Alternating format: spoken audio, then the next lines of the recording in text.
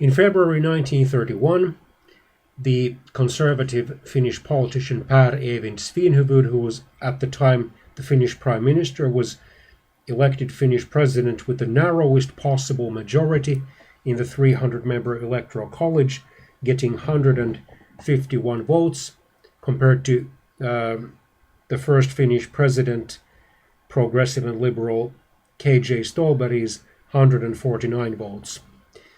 Svinhufvud had been born in December 1861. He had served as a lawyer, judge, for some periods of time also as the Speaker of the Finnish Parliament, and had championed Finnish independence. He was the first head of state or regent of independent Finland.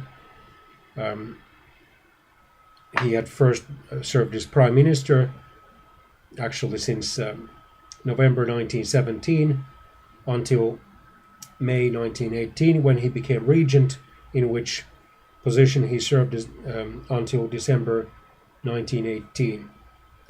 He had withdrawn from active political life in 1919 and had been active only in the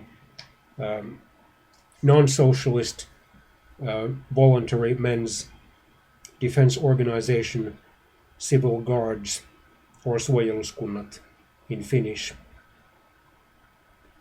In 1925 he had been the then conservative National Coalition Party's presidential candidate, although he was dumped in favor of academic Hugo Suolahti before the Electoral College met.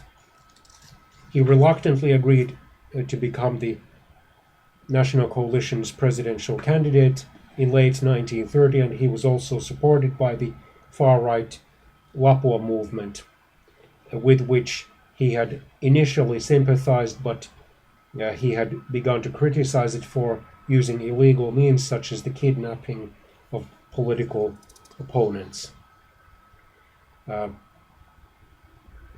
After his narrow election, the Lapua movement was happy for some time, but during 1931 and the early weeks of 1932, its discontent began to grow, and it organized the Mäntsälä Revolt at the end of February 1932, which, however, Svinhufvud was able to suppress by a strongly worded radio speech in which he promised to let all the rank-and-file members of the Lapua movement and of the civil guards who had come to Mäntsälä to return to their homes if they gave up resistance at once, and if they had not urged others to join the revolt.